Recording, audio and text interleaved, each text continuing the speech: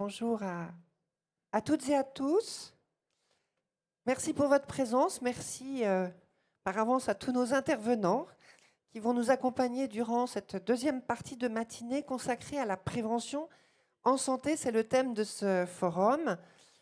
Et nous savons combien la commune est un acteur en capacité d'agir. Voilà, le cadre est posé. Peut-être se rappeler la définition de l'Organisation mondiale de la santé sur ce qu'on appelle la prévention santé. C'est un ensemble d'actions qui sont menées dans le but d'améliorer la santé publique, l'objectif étant d'éviter l'apparition de troubles ou de maladies. Ces troubles, effectivement, pourraient affecter la population et globalement, notre objectif à tous, c'est de faire progresser l'état de santé de la population et de la garder en bonne santé. Donc la santé, vous l'avez compris, est un bien précieux. Et nous avons vu que la promotion de la santé agit sur des conditions, sur l'ensemble des éléments protecteurs de la santé. Et on va en parler. Ces facteurs, ils sont individuels, ils sont sociaux, ils sont économiques, ils sont environnementaux. Donc on le disait, bien sûr, les maires ont la capacité d'agir à de multiples types, et je pense que vous allez pouvoir en témoigner. Mais aujourd'hui, on a peut-être une attention particulière à porter envers les publics dits fragiles. Et je pense que les maires sont là pour créer un contexte favorable au développement des pratiques locales de santé. Nous allons parler des déterminants de santé. C'est le thème de la première séquence animée par Frédéric Chéreau, que vous connaissez, maire de Douai et coprésident de la commission santé. Nous allons aussi parler de la seconde séquence que j'animerai, prévenir et dépister, puisque on voit les maires peuvent aussi impulser des actions particulières de santé publique. Pour la conclusion de ce forum, nous aurons le plaisir d'accueillir M. Daniel Fasquelle, maire du Touquet-Plage, qui est membre du groupe d'experts nommé par le Premier ministre sur le sujet de la santé mentale, grande cause nationale pour l'année 2025. Donc la règle de jeu, vous la connaissez, nous avons un timing assez serré, donc nous avons nos maîtres du temps qui nous rappelleront à l'ordre. Place au dialogue et à tous et toutes une très bonne matinée de travail sur ce sujet. Merci beaucoup Claire. Et donc nous allons commencer par ce premier temps sur ce qu'on appelle la prévention primaire, à savoir comment aider les gens à ne pas tomber malades, à rester en bonne santé. Le deuxième temps sera davantage consacré à la prévention secondaire, c'est-à-dire comment dépister, repérer les personnes à risque ou les personnes malades sans le savoir et les orienter vers le bon parcours clinique. Donc nous allons commencer sur la prévention primaire avec cette première table ronde. Un mot d'ailleurs, Claire parlait des déterminants de santé. Il y a pas mal d'études sur le sujet, sur ce qui détermine notre santé. Alors les chiffres sont des estimations, mais l'ordre de grandeur, c'est que, en gros, notre ADN détermine 10% de notre état de santé. On n'y peut rien, c'est une loterie à la naissance et c'est comme ça. Le système de soins ne dépasse sans doute pas 30% des déterminants de santé, c'est-à-dire la qualité des médecins, des hôpitaux, des pharmaciens, des infirmières, des médicaments que nous prenons, etc. Tout ça ne dépasse pas un tiers de ce qui cause, de ce qui détermine notre état de santé. Tout le reste, au moins 60%, c'est au fond notre vie quotidienne. Le logement que nous habitons, le travail que nous pratiquons, est-ce que nous habitons dans un endroit pollué ou pas? Est-ce que nous habitons dans une ville avec des espaces verts ou pas? Une ville marchable, cyclable, qui encourage à l'activité physique au quotidien. Une ville aussi, et je le dis devant Daniel Fasquelle, avec qui nous avons beaucoup parlé de santé mentale, une ville qui encourage la sociabilité, les relations de proximité, pour ne pas vivre tout seul, enfermé chez soi devant son écran. Tout ça, au fond, ces déterminants de santé majoritaires, c'est finalement le quotidien des maires, dans nos cantines, dans nos services espaces verts, services sport, etc. Et j'ai à mes côtés, pour en parler, 3 maires, mais juste avant eux, je laisserai la parole à Madame la ministre de la Santé de 2017 à 2020, Agnès Buzyn, qui nous fait l'amitié d'être présente sur les 2 temps de cette matinée. Après un panorama finalement d'Agnès Buzyn pour poser le sujet de la prévention primaire et de la manière dont les maires y jouent un rôle, et certains à la manière de M. Jourdain, sans le savoir, voilà. Je laisserai ensuite la parole à Caroline Houssin-Salvetta, maire d'Avrier, pour parler de santé physique et de ce qu'on appelle la littératie. Mais tu nous expliqueras, Caroline, ce que ça signifie en santé physique. J'aurai ensuite le plaisir de passer la parole à Gilles Perrol, adjoint au maire de Mouans-Sartoux, coprésident du groupe de travail alimentation de l'AMF. Mouans-Sartoux a fait un très gros travail sur la qualité de l'alimentation, notamment dans les cantines scolaires, avec des producteurs locaux. Et puis enfin, je passerai la parole à Emmanuel Gazelle, maire de Millau, qui travaille d'ailleurs également sur la santé par le sport et la santé alimentaire, mais qui nous parlera aussi de tout ce que la réflexion en urbanisme peut apporter en matière de santé dans une ville. Tout de suite, je laisse la parole à Agnès Buzyn sur cette question de la prévention primaire et de la manière dont les maires peuvent y jouer un rôle. Madame la ministre. Merci infiniment et merci vraiment d'avoir organisé cette session. Aujourd'hui, c'est mon combat. Alors, vous avez dit que 30% de la santé était liée au système de soins. Il y a même des chiffres qui disent que c'est 20%. Donc, on est plutôt vraiment à une part minime de la santé qui est liée à notre système de santé. 80%, donc 10% de génétique et 70%, ce sont... Alors, vous avez beaucoup insisté sur l'environnement. En fait, ce sont surtout nos comportements pour l'instant. Nos comportements. Et c'est un enjeu considérable parce que on pense que c'est un enjeu pour les maladies chroniques. C'est vrai. On a 14 millions de patients en LD, ça a doublé en 20 ans et ça va encore s'accélérer parce que l'incidence des pathologies chroniques, c'est-à-dire le nombre de nouvelles pathologies chroniques par an, augmente d'année en année. Donc on est vraiment sur une courbe inquiétante. Mais pire que ça, ça va jouer sur notre perte d'autonomie. On ne le sait pas assez. Aujourd'hui, la perte d'autonomie est liée aux maladies chroniques. On n'est pas dépendant avant l'âge de 90-95 ans si on n'a pas une pathologie. Ce qui veut dire que face au mur du vieillissement, face à ces 7 millions de personnes de plus de 85 ans en 2040, dans 15 ans, à 150 000 centenaires, dans 15 ans, il y en avait 8 000 dans les années 2000, eh bien, qui va s'occuper de ces gens-là ? Avec la génération actuelle, la baisse des naissances, le manque d'appétence pour les métiers du soin, qui va s'occuper de nous?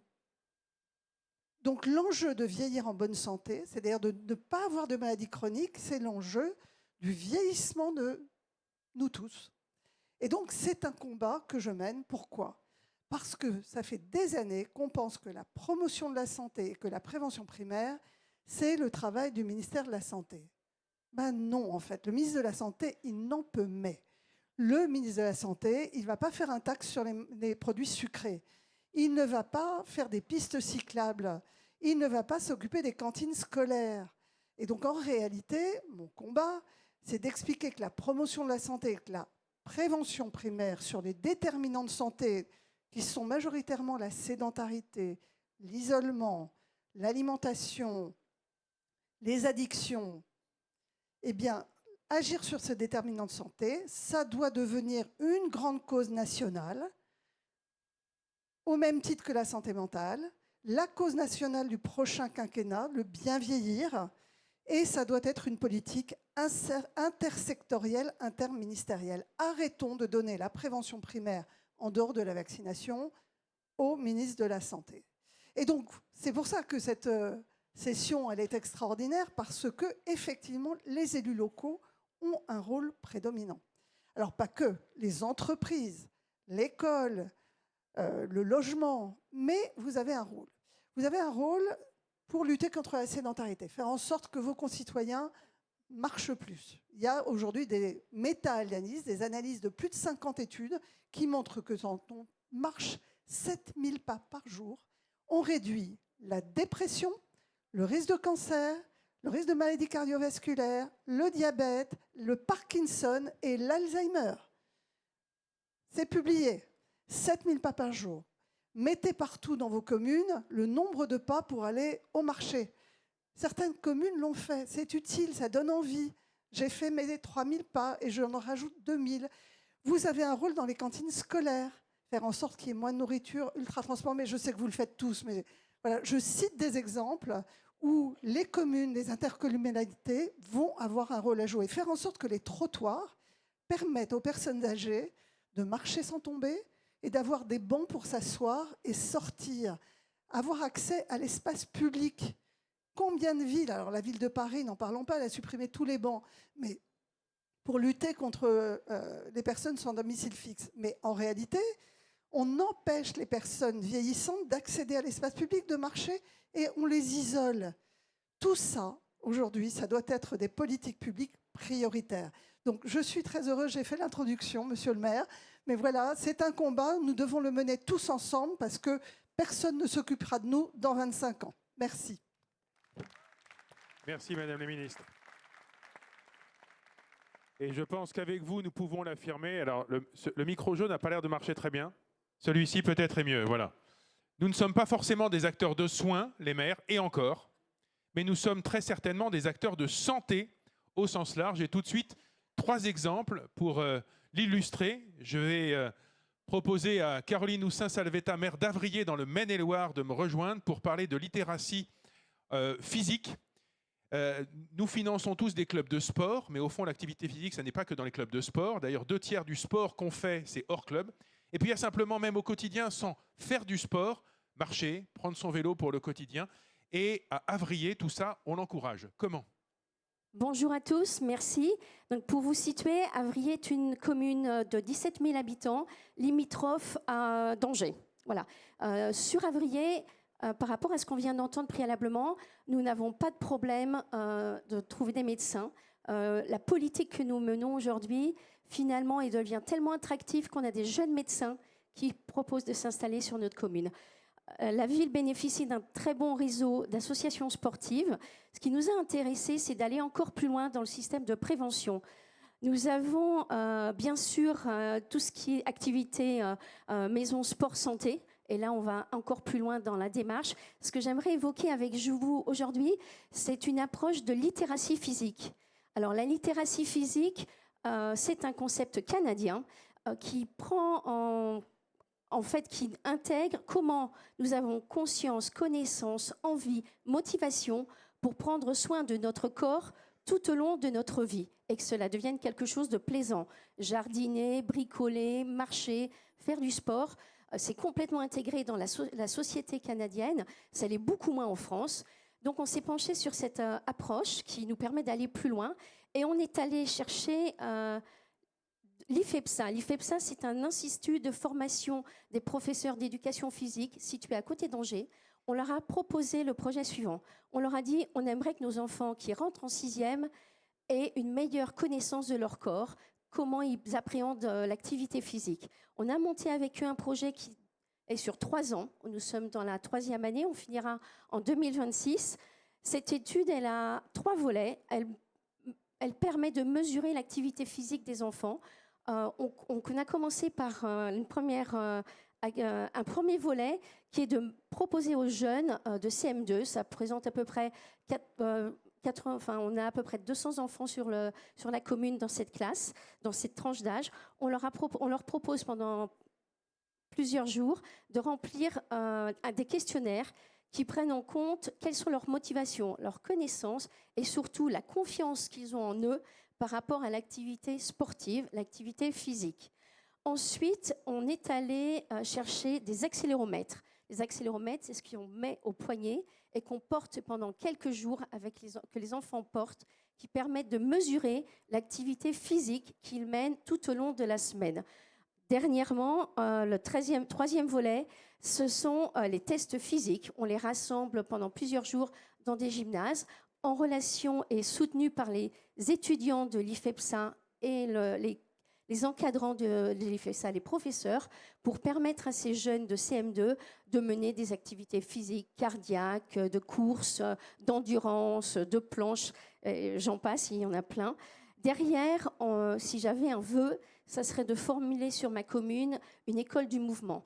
Quand on a fini ces tests, les 2 premières années, on est allé prendre rendez-vous avec les parents et on leur a montré les résultats de leur d'activité physique de leurs enfants.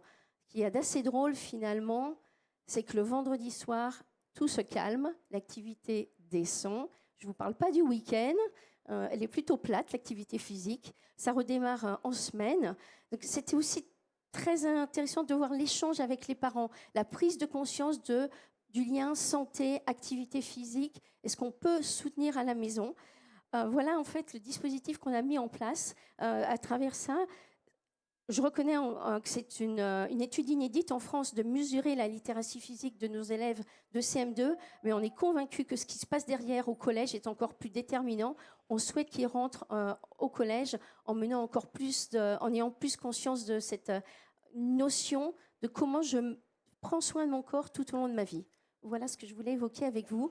C'est au-delà de ça, sur la partie sport-santé, notre maison sport-santé sur Avrier a fédéré 54 professionnels sur l'activité. Aujourd'hui, les médecins peuvent prescrire de l'activité physique à travers un logiciel qui permet d'être en relation directe avec nos APA dans la maison sport-santé. Et nous avons soutenu financièrement les associations sportives qui prennent en charge les personnes qui sont passées par l'activité sport-santé. Notre maison fonctionne tellement bien qu'en fait, nous sommes obligés, les personnes viennent et derrière, elles veulent retourner dans l'activité que la ville propose.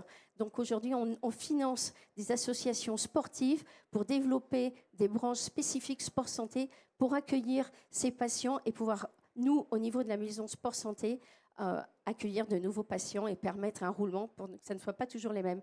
Donc c'est notre ambition, finalement, à terme, de mener sur la ville une école du mouvement, mettre tout le monde en activité. C'est ce dont je voulais vous témoigner. Je vous remercie.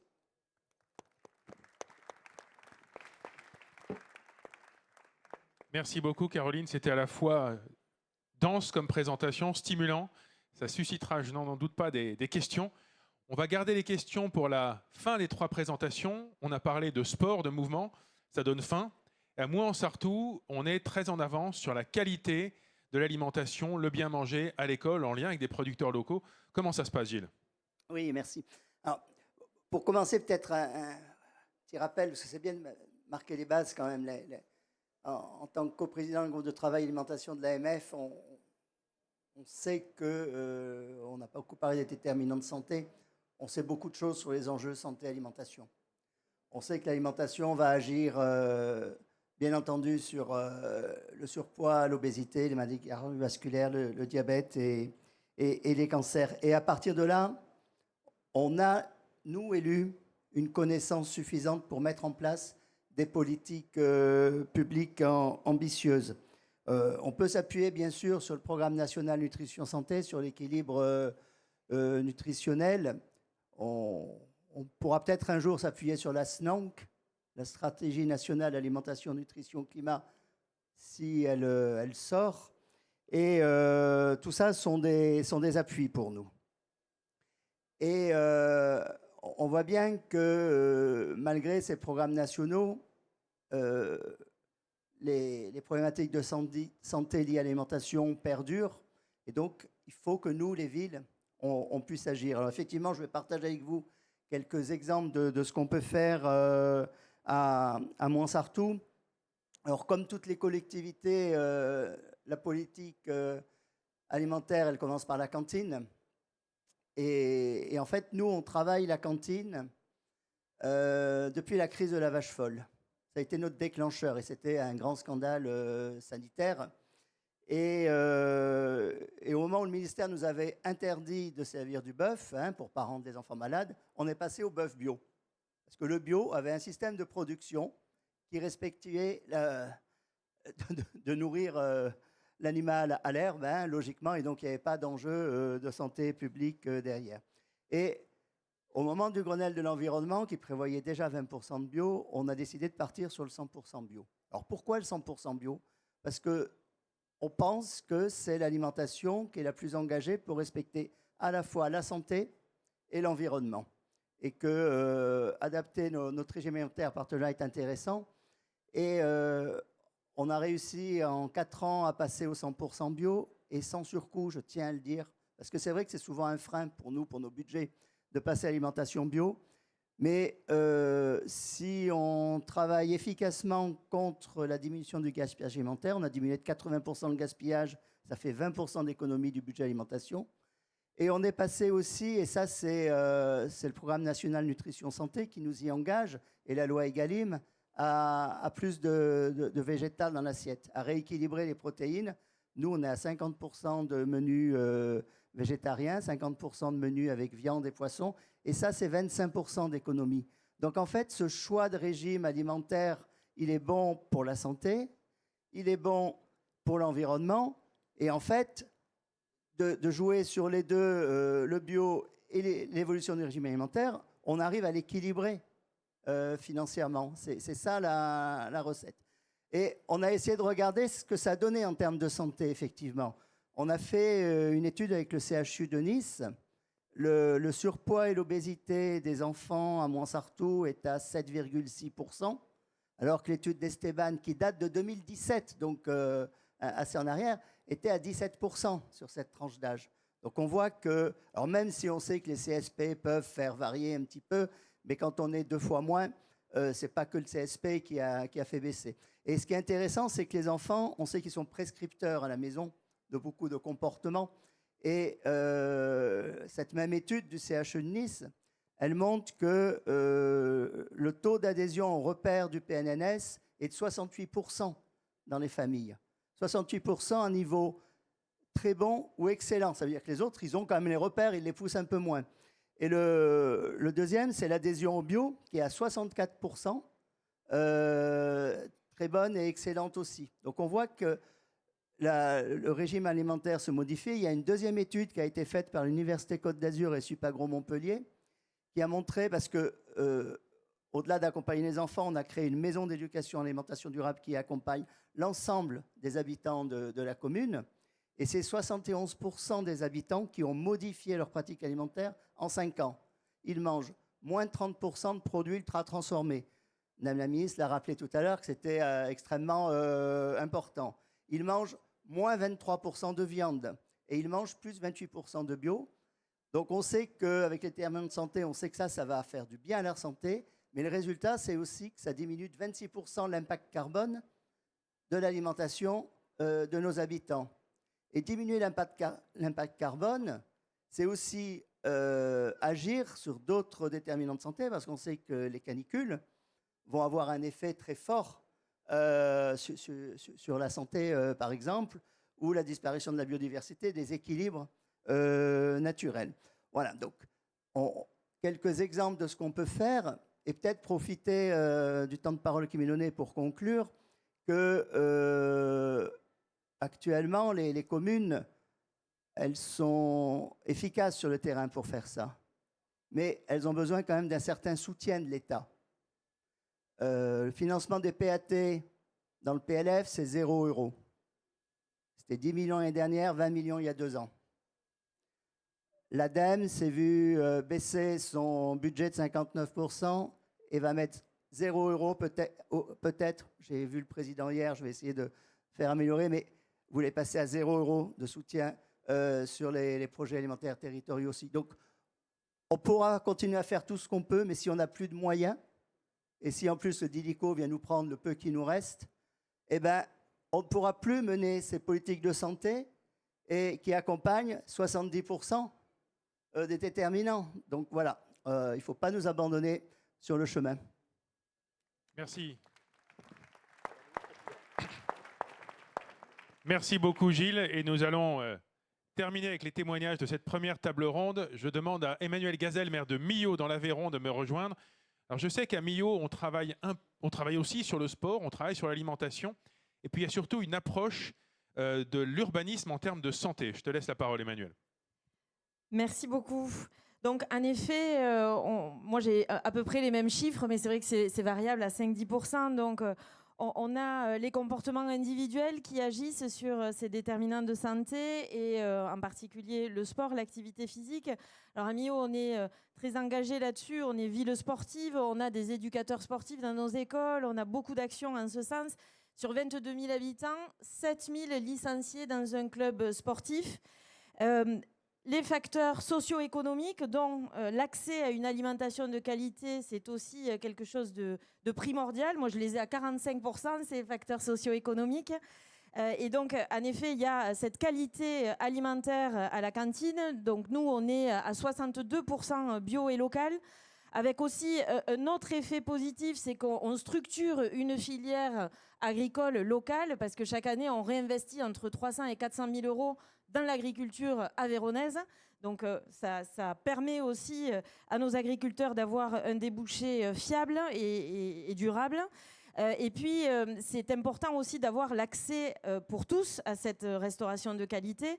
Et donc, on a là lancé depuis 2021 la cantine à 1 euro, et avec une évolution des tarifs à la cantine jusqu'à 5,80 euros, qui nous a permis de multiplier par 43% le nombre d'enfants qui mangent à la cantine, et multiplié par 3,5 le nombre d'enfants en dessous de 2 euros.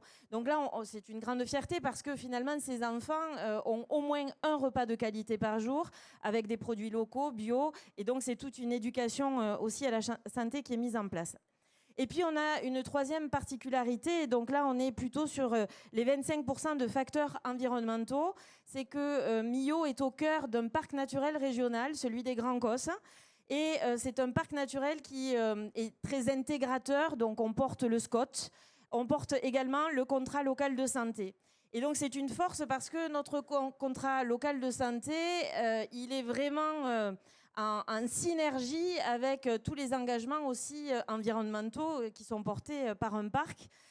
Et le SCOT vient ajouter à ça cette dimension d'urbanisme et d'aménagement du territoire. Et donc, depuis quelques mois maintenant, on travaille aussi sur l'urbanisme favorable à la santé, parce que travailler tout l'aménagement du territoire pour favoriser le bien-être des habitants, favoriser finalement leur bonne santé physique et psychologique, c'est indispensable, parce que ce sont des politiques de prévention, Madame la Ministre l'a rappelé, et avec ces politiques de prévention, on n'a pas seulement atteint l'objectif de bien se soigner, on a atteint l'objectif de ne pas tomber malade. Et donc, c'est ce qu'on souhaite tous pour nous-mêmes et pour nos concitoyens.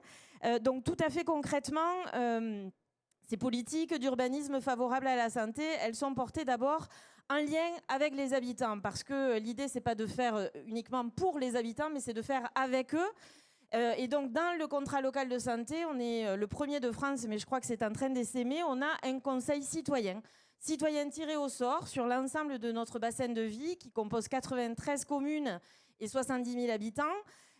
Et donc, ce sont les citoyens qui nous font part aussi de leurs besoins en matière de prévention de santé. Par exemple, on a mis en place le carré-tout de la santé. Alors, carré-tout en occitan, c'est la charrette. En fait, c'est un aller vers, c'est-à-dire qu'on va vers les territoires qui sont moins bien dotés en matière de prévention de santé, pour amener cette prévention, qu'elle soit sur les bons comportements, mais aussi sur de la prévention, notamment cancer. Et puis, c'est aussi, par exemple, ce qu'on peut porter avec la rénovation des cours d'école, parce que toutes les études, là aussi, démontrent que quand on se reconnecte à la nature, et même si on est dans un territoire rural, eh bien, on améliore tous les indicateurs de santé, on tombe moins malade, on a moins de douleurs, on a moins de stress, donc moins de maladies cardiovasculaires, moins de dépression. Et donc, la nature en ville, chez nous, c'est au cœur de notre projet. On fait des cours d'école végétalisée, et là aussi, on travaille avec les enfants, avec les enseignants. Et ça nous a donné envie d'aller plus loin, parce que finalement, quand l'urbanisme de la ville est porté et pensé à hauteur d'enfants, eh bien, il est inclusif pour tous, pour les PMR, mais aussi pour nos aînés. Vous avez évoqué la question du vieillissement, qui est aussi une question cruciale dans les territoires ruraux. Et donc, quand on pense les aménagements à hauteur d'enfants, ils sont vraiment inclusifs pour tous. Donc, c'est ce qu'on est en train de travailler pour notre prochain SCOT, et du coup, la déclinaison ensuite sur les PLUI. Et puis, ce sont des petites actions qui agissent à la fois sur l'autonomie des personnes, mais aussi la convivialité. On a lancé un plan banc Alors ça peut paraître anodin, mais finalement on a recensé l'ensemble des bancs qui sont sur notre commune. On était à plus de 700 et on est allé voir les personnes âgées dans les associations de personnes âgées, dans les EHPAD, pour savoir où il manquait des bancs pour leur trajet du quotidien. Et sur ces bancs-là, on ne l'a pas encore fait, mais on va mettre une sorte de blabla banc. En fait, on va les peindre d'une certaine couleur avec un petit affichage qui veut dire que quand on s'installe sur ce banc, eh bien, on est ouvert aux échanges. Parce que là aussi, la solitude, le repli sur soi, qui est encore plus important dans nos sociétés depuis le Covid, eh bien, c'est un marqueur important de la dégradation de la santé. Et donc, au-delà de toutes les politiques que nous menons pour renforcer le réseau associatif, renforcer ce lien social, eh bien, ces blabla-bancs font partie de ces actions. Et puis, bien entendu, j'aurais pu aussi évoquer la lutte contre la canicule, plus 4 degrés à venir d'ici les 30 prochaines années. Donc, il va falloir qu'on s'adapte rapidement dans nos villes. Et là aussi, la végétalisation, le vert en ville va permettre de réduire un petit peu cet impact réchauffement climatique. Et un dernier exemple, celui des transports. On a décidé de passer toute la ville à 30, y compris sur les voies où on pouvait rouler à 70 précédemment.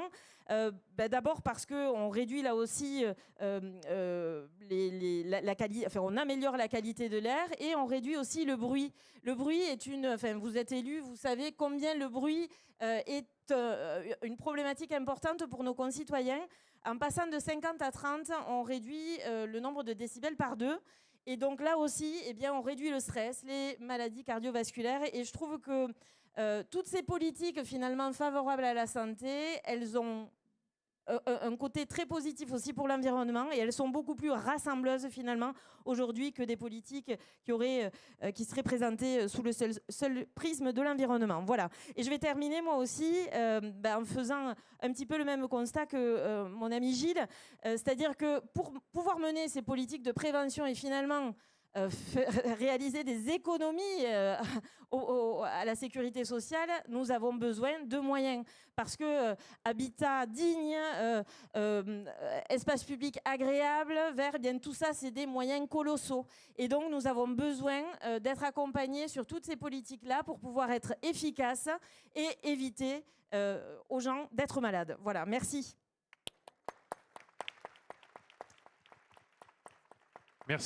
Merci beaucoup, Emmanuel. Alors nous étions en train de nous interroger sur le fait de lancer un round de questions maintenant, mais si on le fait, c'est 3 questions, pas plus, avant de laisser la parole à la deuxième table ronde, parce qu'il faut qu'on puisse parler de prévention secondaire. On a d'autres intervenants. Si peut-être une question depuis la salle, j'ai le docteur Atala, c'est bien ça, qui est maire du chef-lieu de la Guadeloupe, Basse-Terre, et qui voulait intervenir brièvement après cette table ronde. Oui, très brièvement, effectivement, la problématique de la sédentarité. Alors, c'est vrai que la Guadeloupe, c'est une terre de champions. Hein. Quand on regarde le nombre de médaillés, j'en veux pour preuve Marie-Josée Pérec, qui est née d'ailleurs comme moi-même à Basse-Terre. Et paradoxalement, on a mené une étude qui a montré que le Guadeloupéen tout venant est sédentaire, paradoxalement. Et donc, face à ça, on a mené une enquête pour savoir qu'est-ce qu'il faudrait pour que les Guadeloupéens puissent bouger davantage. Et ce qui a été sorti, c'est que des structures de proximité, de sport à proximité, effectivement, serait une solution. Donc, on a mis en place ce qu'on appelle les parcours sportifs santé sécurisés, c'est des P3S, avec un petit espace pour faire de l'activité physique, des étirements, un espace pour faire de la marche et 8 ateliers d'activité physique que j'ai dans mon centre de réadaptation. Je suis cardiologue, médecin du sport, mais simple d'utilisation, puisqu'on veut s'intéresser à des sédentaires. Si vous mettez des choses trop dures sur le plan des barres de traction et tout, ça ne marche pas.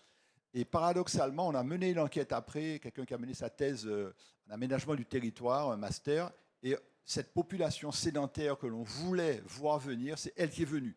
Et j'en veux pour preuve que j'avais obtenu, moi, un budget, parce que je coordonne un réseau de santé, avec le conseil départemental pour avoir des accès gratuits. Alors, on n'a peut-être pas assez parlé de l'inégalité sociale et santé. Peut-être on en a parlé, mais effectivement, ça ressort beaucoup. Les personnes qui sont précaires sont plus sédentaires, sont plus obèses, sont plus diabétiques, fument davantage. Voilà.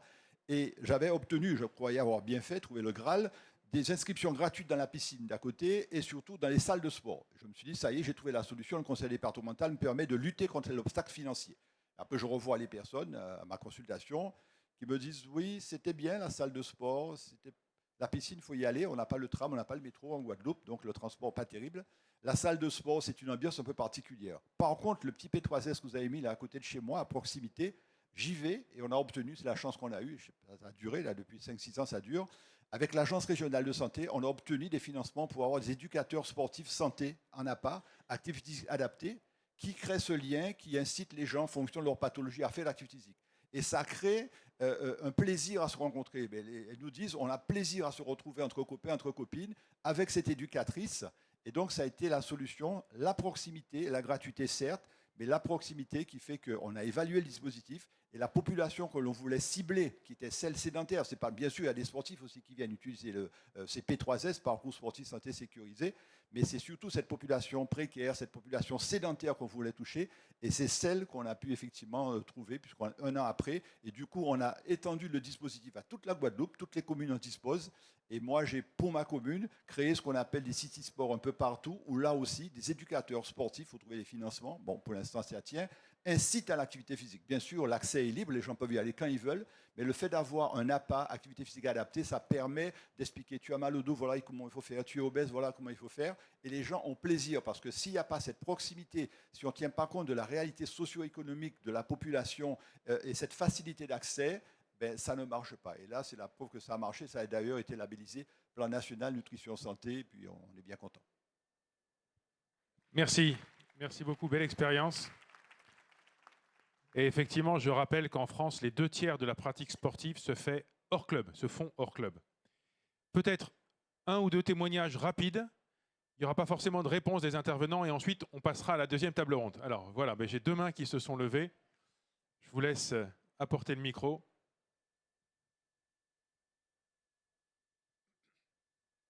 Bonjour, je suis élue dans une commune en montagne de 2500 habitants et c'est une forme de témoignage. On a mis en place un plan qui s'appelle Une meilleure alimentation pour une meilleure santé, dans laquelle il y a plusieurs volets. Et le volet qui nous plaît, qui est le plus majestueux, c'est d'avoir pu mettre en place les ordonnances vertes, où on offre aux femmes enceintes un atelier sur les perturbateurs endocriniens, un autre avec une diététicienne qui permet de changer son assiette.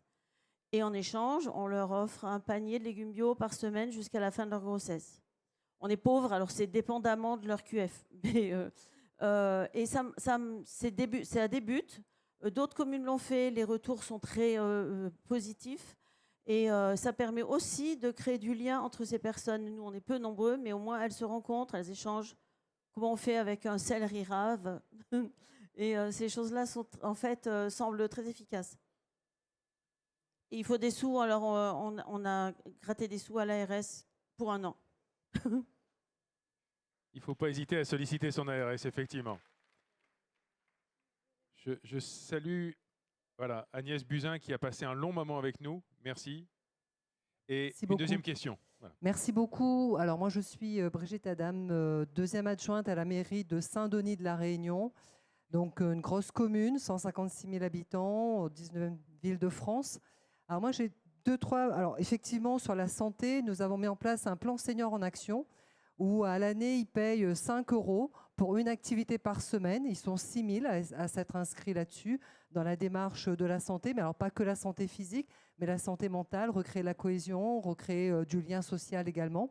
Nous avons mis en place aussi, dans le cadre de l'école du bonheur, des activités physiques et sportives avec nos éducateurs sportifs. Et enfin, sur nos structures sportives. Donc, nous avons plus de 200 infrastructures avec plus de 200 clubs de sport que nous finançons à travers des subventions et nous les accompagnons systématiquement.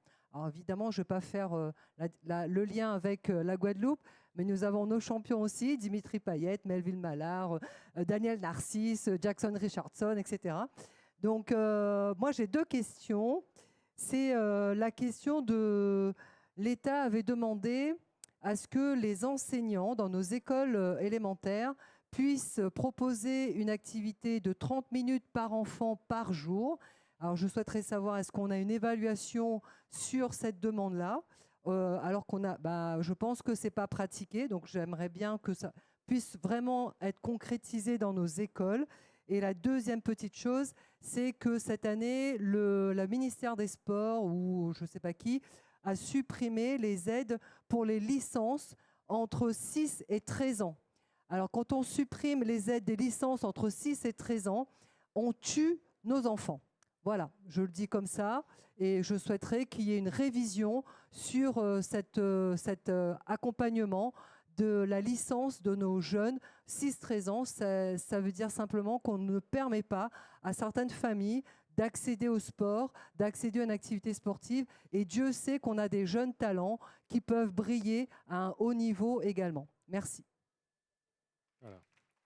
Merci. Sur ces deux questions, on les prend. Je ne sais pas à qui on les posera. On n'a plus le ministre sous la main. La directrice générale de l'offre de soins pourrait peut-être en dire un mot si elle le souhaite. Mais je laisse en tout cas tout de suite la parole à Claire Peignet pour la deuxième partie de cette table ronde. Claire, c'est à toi. Merci, merci Frédéric. Alors nous allons parler dépistage, nous allons parler politique coordonnée, politique de prévention.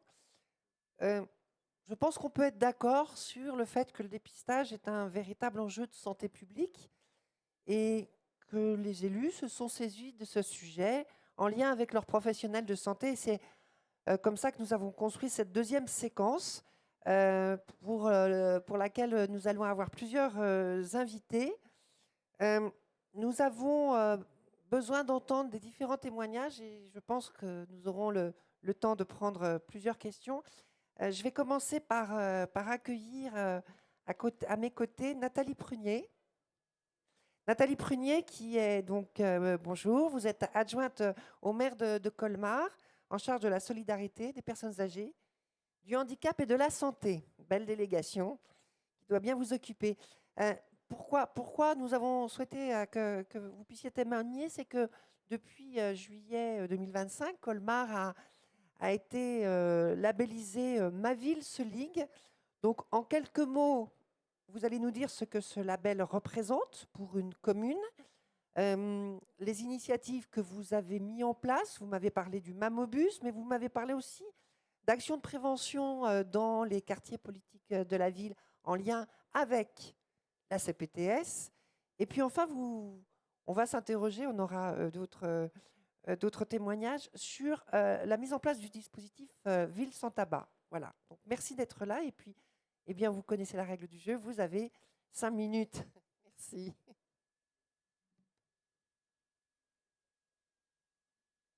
Alors, merci. Merci Philippe Bergeron, président de la Ligue, de m'avoir invité. Je me présente humblement devant vous en tant qu'adjointe au maire à la mairie de Colmar. Alors c'est vrai que mes premières missions, ce n'était ni la santé ni le handicap. Au départ, c'est la solidarité et les personnes âgées. Une des promesses de campagne, c'était un adjoint à la santé. Ça me tenait vraiment à cœur.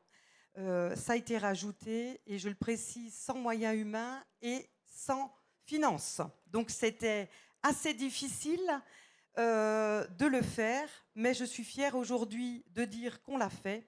Aujourd'hui, j'ai un chargé de mission santé et handicap depuis 2 ans et un financement.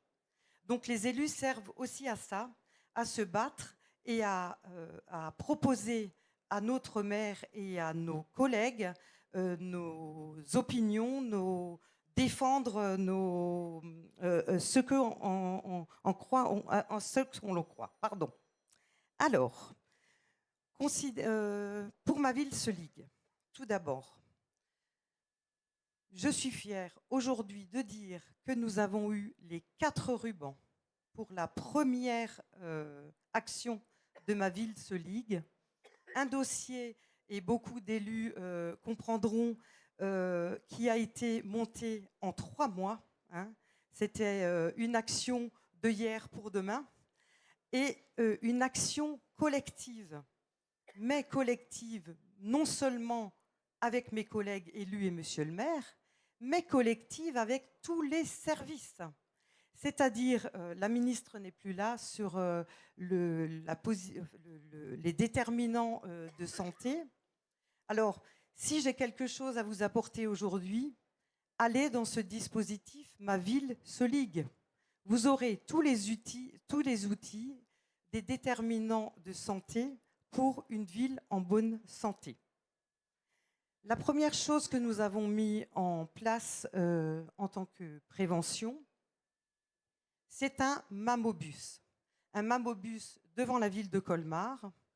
Et sur ma proposition, non seulement au service de notre population, mais aussi au service de nos agents.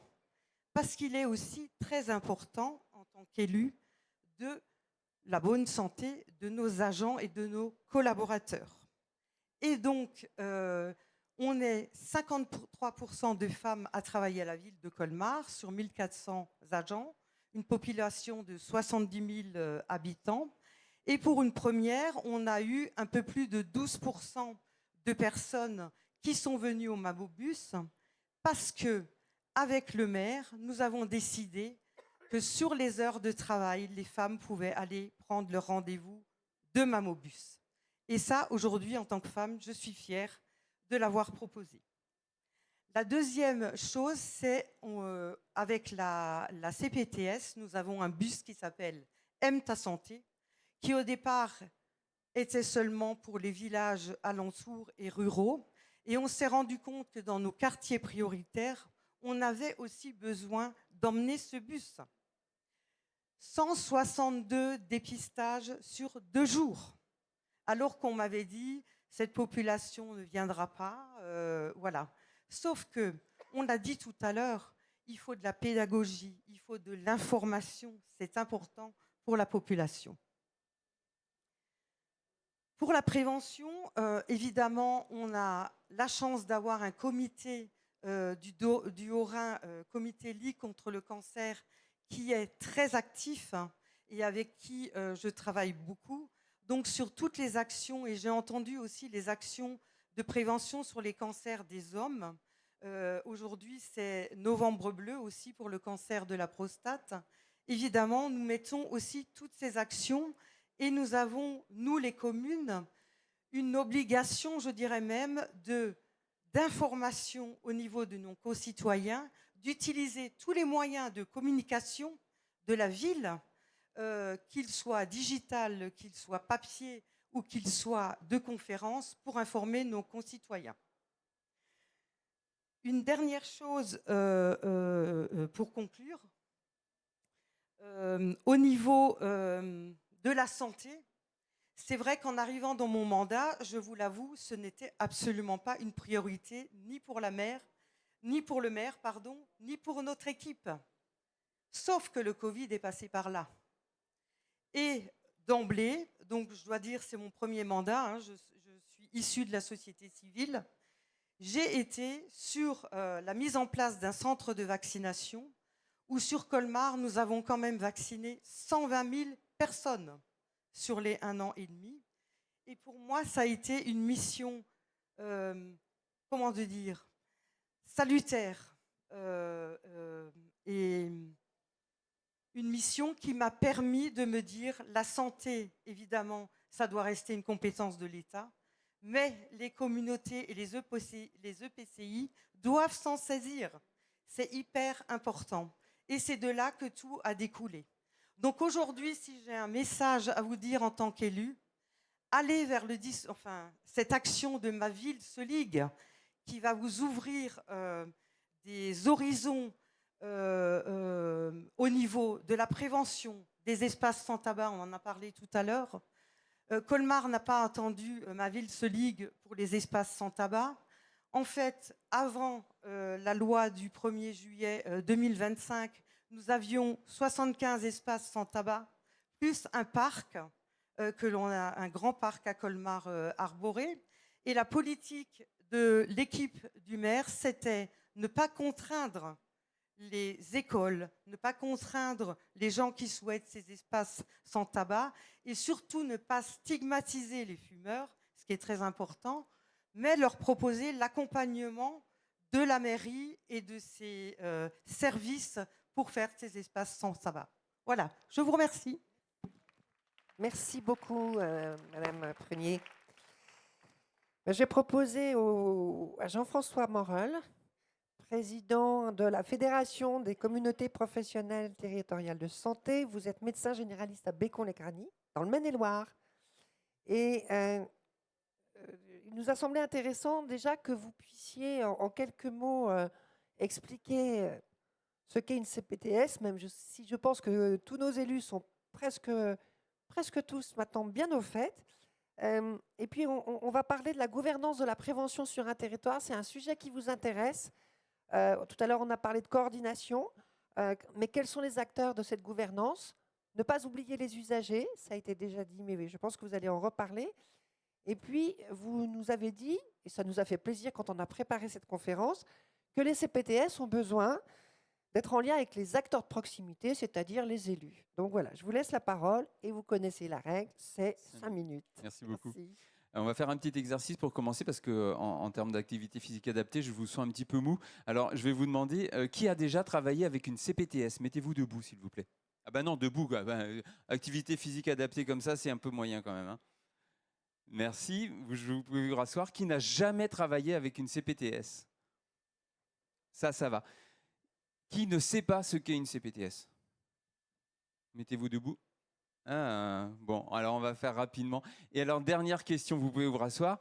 Et dernière question, qui a un contrat local de santé dans son territoire? Ah ben non, debout, mais oui, vous n'avez pas compris. Très bien. Bon, mettez-vous tous debout parce que quand même, il y en a qui ne sont pas levés. Ça va vous faire du bien. Ça fait un peu d'activité physique adaptée. Merci beaucoup. Et vous pouvez vous rasseoir et ça vous fait du bien. Je suis sûr, ça dérouille un petit peu les jambes et ça fait du bien. Communauté professionnelle territoriale de santé. Alors, je le prononce bien parce qu'en fait, il est question, là, ces temps-ci, que ça devienne Communauté France Santé, ceux contre lesquels on agit, un petit peu parce qu'on tient au territoire dans les communautés professionnelles territoriales de santé. Donc, on va se battre, sachez-le, pour que les CPTS restent des CPTS. Je vais juste, en 2 mots, faire un CPTS pour les nuls. Vous partez on va faire un zoom arrière, c'est un truc de cinéma. Vous partez du colloque singulier avec le médecin généraliste. On est en colloque singulier avec le patient. On fait un petit zoom arrière, on se met en équipe et là, on travaille dans une maison de santé. Et on s'adresse à la patientèle des médecins de la maison de santé et on structure des parcours entre professionnels de santé. Et on fait encore un zoom arrière et là, on s'adresse à la population et on va gérer les déterminants de santé par de la prévention, on va gérer l'accès aux soins, on va gérer la gestion des soins non programmés, les départs en retraite, enfin voilà, toutes ces choses qui sont plutôt de l'ordre de la santé avec un grand S. Les CPTS, ce n'est pas quelque chose de très vieux. La première CPTS est arrivée en 2019 en Auvergne-Rhône-Alpes. Donc vous voyez, c'est assez récent. Mais par contre, c'est quelque chose qui est en train de se mettre en place de plus en plus rapidement, puisqu'aujourd'hui, on couvre à peu près 85% du territoire. Donc ce n'est pas encore 100%, mais on s'en approche. Et puis, voilà, on a des missions, donc des missions d'accès aux soins, des missions de parcours de soins, des missions de prévention. Et dans les enquêtes qu'on a menées, on a montré que la prévention, c'était la mission la plus investie par les CPTS. Et on a des moyens pour la prévention, un petit peu. Donc, éventuellement, je vous invite déjà à aller travailler avec vos CPTS locales parce qu'on a cette expertise qui est celle des professionnels de santé et puis on a un petit peu de moyens et on peut travailler sur la prévention. On a parlé de la gouvernance de la prévention. Alors, la prévention, elle subit plein de choses. Il y a plein de financeurs et il y a plein d'acteurs. Donc, au total, on disait avec mon voisin tout de suite, que la prévention n'a pas beaucoup de moyens et les moyens de la prévention n'augmentent pas. Ça, c'est vrai. Par contre, elle est saupoudrée. Et ça, c'est une vraie catastrophe parce que du coup, on n'arrive pas à réunir les acteurs. Et de temps en temps, le financeur, il nous dit j'ai déjà financé avec tel acteur, donc je ne vais pas vous financer à vous la même action parce que sinon, je finance 2 fois la même action et là, ils nous mettent en silo. Donc, on travaille, nous, au niveau de la Fédération nationale des CPTS, à une idée, on appelle ça le quadrupède. Le quadrupède de la prévention, c'est 4 acteurs qui vont être capables, sur leur territoire, de gérer la prévention. Gérer la prévention, ça veut dire quoi? Ça veut dire, on regarde ce qui se fait dans notre territoire, on regarde quels sont les besoins de santé de la population, diagnostic, on en a parlé, ORS, et puis ensuite, on intervient et surtout, on gouverne notre prévention sur notre territoire. Et les 4 acteurs, c'est en 1, les élus, c'est vous. On a parlé des déterminants de santé, c'est vous qui avez la manette dans les mains, les déterminants de santé. En deux, les professionnels de santé, donc réunis au sein de la CPTS, mais il n'y a pas que les CPTS, il y a bien sûr tous les professionnels de santé, et j'aime bien parler aussi des maisons de santé, qui sont vraiment une des chevilles ouvrières principales des acteurs de proximité. En trois, les usagers. On en a parlé, je ne sais plus qui a évoqué, je crois que c'est la mère de Emmanuel Gazelle, qui a parlé l'importance des usagers, parce que il faut savoir que quand vous mettez en place une action, vous allez penser je vais mettre en place mon action, mais vous allez avoir un prisme, c'est-à-dire vous allez avoir un champ de vision qui n'est pas suffisamment ouvert pour aller toucher vos usagers. Donc interrogez vos usagers. Et en quatre, un acteur qu'on n'a pas trop abordé sont les établissements. Les établissements, on les invite, là, notamment les établissements de proximité, on les invite de plus en plus dans leur contrat à venir effectuer de la prévention.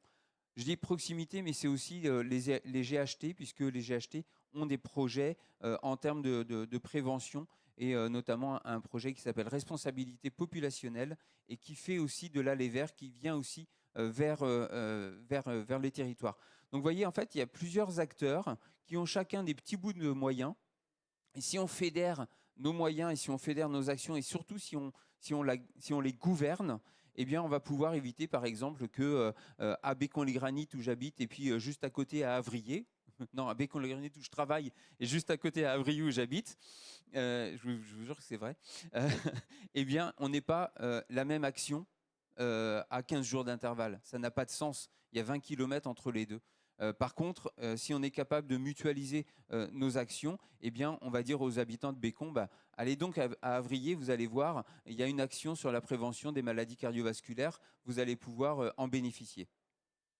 Voilà un petit peu ce que je voulais dire. Alors, on avait un petit peu parlé d'exemples, mais je crois que je ne vais pas en rajouter parce que les exemples qui ont été cités précédemment par les différents maires étaient assez intéressants, et je n'ai pas beaucoup plus d'exemples. Je voudrais juste vous alerter sur un phénomène que nous, on est en train de vraiment saisir à bras le corps au sein des CPTS, c'est la désinformation. La désinformation, c'est une catastrophe, parce que si vous êtes un pompier et que vous éteignez des incendies, eh bien, si quelqu'un allume l'incendie tout le temps, ça ne marche pas. Vous êtes toujours obligé d'aller éteindre l'incendie. L'incendie, c'est la désinformation, en termes de prévention. Et pourquoi c'est l'incendie? Pourquoi il y a des incendiaires? Alors, pourquoi il y a des incendiaires? Ça, je ne sais pas. Il y a beaucoup de gens qui surfent sur la désinformation, en premier sur la vaccination. Dans les réseaux sociaux, hein, vous tapez vaccination dans les réseaux sociaux, c'est une catastrophe. Tout à l'heure, je disais à Agnès Buzyn que je la remerciais, mais vraiment, d'avoir rendu les vaccinations obligatoires pour les enfants, parce que depuis, je gagne énormément de temps. Mais par contre, la désinformation, elle infuse partout dans les réseaux sociaux, et il y a une cible privilégiée de la désinformation, ce sont les professionnels de santé et les professionnels qui sont dans le domaine de la santé. Et pourquoi on les cible? Parce qu'en fait, la différence entre une aide à domicile, la différence entre une infirmière, la différence entre un kiné et un médecin, c'est la formation initiale. Le médecin, lui, il a une formation sur ce qu'on appelle l'evidence-based medicine. Désolé, je vous mets un petit peu de mots médicaux, mais moi, je suis médecin généraliste, je suis formé à analyser, à lire de la documentation. Mes collègues paramédicaux, beaucoup moins. Par contre, vis-à-vis de la population, eux, ils ont une écoute. Ils sont écoutés par leurs proches parce qu'ils représentent la santé.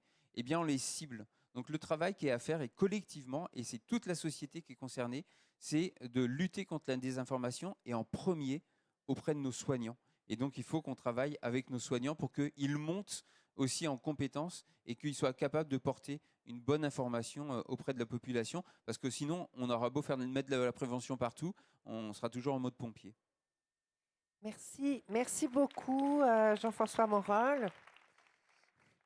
Je vais passer la parole à Philippe Bergerot. Merci d'être là, bonjour. Vous avez exercé comme oncologue radiothérapeute jusqu'en 2023, et puis bien sûr nous connaissons votre engagement au sein de la Ligue nationale contre le cancer, dont vous avez pris la présidence depuis 2024, et vous avez remis en février 2025 un manifeste. La première recommandation des 10 recommandation de ce manifeste, c'était rendre le dépistage des cancers accessible à toutes et à tous sur l'ensemble du territoire. Donc je pense que si cette recommandation est la première, c'est qu'il y a un sujet. Et je vais vous proposer aujourd'hui de dresser avec nous et pour nous un constat. Je crois que vous avez quelques chiffres à nous proposer. Et de là, on pourra engager la discussion sur comment renforcer ces campagnes de dépistage, quels acteurs locaux faut-il mobiliser, et on pourra reparler, s'il nous reste un petit peu de temps, sur les conseils que vous pourriez donner aux élus présents sur la mise en place des espaces sans tabac. Voilà, je vous remercie. Merci, je n'ai pas là. Donc, merci pour votre invitation. Et c'est vrai que pour certains, ça peut paraître bizarre que la Ligue soit présente au Salon des maires, parce qu'on a l'habitude de parler de la Ligue au niveau recherche, au niveau d'aide des personnes malades. Et pour avoir été au niveau du salon, plusieurs maires m'ont dit mais on connaît la Ligue parce que c'est Octobre Rose. Mais on se rend compte que la Ligue, ce n'est pas simplement un mois par an, et la Ligue, c'est pour beaucoup plus de temps. Et donc, on m'a demandé de centraliser un peu sur le dépistage, parce qu'on sait très bien que la prévention, c'est donner un certain nombre de modalités pour éviter d'être malade, tandis que le dépistage, c'est essayer de traiter la maladie le plus tôt possible pour qu'on puisse la traiter avec le moins d'effets secondaires possible. Et donc, on sait qu'en France, il y a quand même un certain nombre de dépistages qui ont été mis en place, et des dépistages qui sont gratuits, en particulier le dépistage du cancer du sein des femmes de 50 à 75 ans, dépistage du cancer du côlon et des cancers digestifs exactement pour les hommes et pour les femmes, et les dépistages du cancer du col utérin. Et on a remarqué, pour être tout à fait exact, je garde les chiffres sous les yeux, que pour le cancer du sein, en 2024, le dépistage n'intéressait que 44% de la population. Je vais aller dans des chiffres pour le cancer du col utérin, on est un petit peu mieux, on est à 55%, et je n'ose pas parler du cancer, des cancers digestifs et du côlon en particulier. Alors c'est vrai que ça intéresse les hommes et les femmes, on parlait tout à l'heure qu'on ne s'occupait pas des hommes, mais je crois que les hommes ne s'occupent pas beaucoup de leur santé non plus, parce que là nous sommes à un chiffre de 28,4%. Alors, devant cet élément, on pourrait se dire que quand même, le cancer du col de l'utérus associé avec la vaccination HPV, ça permettrait, et dans certains pays ça existe, d'éradiquer la maladie. 7000 décès par an en lien avec le cancer de l'utérus. 7000 souffrances. 7000 personnes qui ont entraîné autour d'eux beaucoup de difficultés. Et après, même pour l'assurance maladie, c'est 7000 personnes qui ont coûté beaucoup d'argent et qui ont même coûté beaucoup d'argent pour la société parce qu'arrêt de travail et n'ont pas pu reprendre leur activité. Nous avons exactement la même chose pour les cancers du côlon. Cancer du côlon, 17 000 morts par an. Et si on fait des tests de dépistage, 90% des personnes peuvent être guéries simplement à la suite d'une coloscopie. Et pour le cancer du sein, on pourrait diminuer largement les facteurs pronostiques, comme on dit, et surtout les effets secondaires. Alors, quand on parle de ça, on se retrouve dans la situation où on peut dire que je me suis trompé de côté, c'est pas grave. Est-ce que le cancer, est-ce que la répartition se fait de façon harmonieuse sur l'ensemble du territoire? Et donc, on voit bien que si on a la carte de droite, il y a des zones où il y a des dépistages qui sont davantage faits que d'autres. Et là, je suis sur le cancer du sein. Alors, je suis à une échelle macro, là. Et on peut dire que pour le cancer du sein, le dépistage, il est un peu pollué par le dépistage individuel. Il y a le dépistage organisé. Et on voit que dans certaines régions, il y a beaucoup de dépistage individuel et beaucoup moins de dépistage organisé. Le gros problème, c'est que des fois, plus on fait de dépistage individuel, on donne moins de place au dépistage organisé. Et donc ça, c'est un souci. Et on voit que cette répartition, il y a sans doute quelque chose à faire. Mais j'ai une carte qui est encore plus intéressante. Parce que là, on n'est plus à l'échelle nationale, on est à l'échelle... Alors, excusez-moi, je viens de la Loire-Atlantique, alors je sais qu'il y a beaucoup de personnes de la Loire-Atlantique autour, mais cette carte est très intéressante parce que nous ne sommes plus à l'échelle départementale, on est même à l'échelle locale. Et on se rend compte que dans le cadre du cancer du sein, vous avez des zones où il y a des campagnes de dépistage qui sont extrêmement importantes et il y a des zones, alors on ne va pas les appeler des zones blanches, là on va les appeler des zones rouges, où on voit qu'on est à des pourcentages inférieurs et extrêmement bas. Et donc, pour vous donner un exemple de ce que l'on peut mettre en place, et c'est là grâce aux élus locaux, vous voyez, nous sommes en Loire-Atlantique et tout à fait au nord du département, c'est une zone rouge. Et qu'est-ce qui a été fait avec le centre de dépistage, avec la caisse d'assurance maladie, avec la Ligue? On a mis un mammographe pendant une semaine dans cette zone et on a, grâce à la CPAM, simplement invité les personnes, les femmes qui n'étaient pas venues depuis 3 ans. Plus de 150 mammographies ont été faites, 15 cancers découverts. Donc ça montre bien qu'il y a des actions locales extrêmement importantes. Alors je ne vous parle pas des cancers digestifs, où là c'est un simple test qui est à faire et qui permet de sauver des vies, parce qu'on est à un moment où on va sauver des vies. Et c'est là que je dis l'importance de travailler avec les mairies. Et dans le programme que l'on a, Ma Ville se ligue, alors je vous ai emmené un petit exemplaire et en sortant, vous pouvez voir sur le parcours sur la gauche, on pourra vous donner. Mais l'important, c'est de travailler avec les mairies pour voir comment on peut amener de l'information.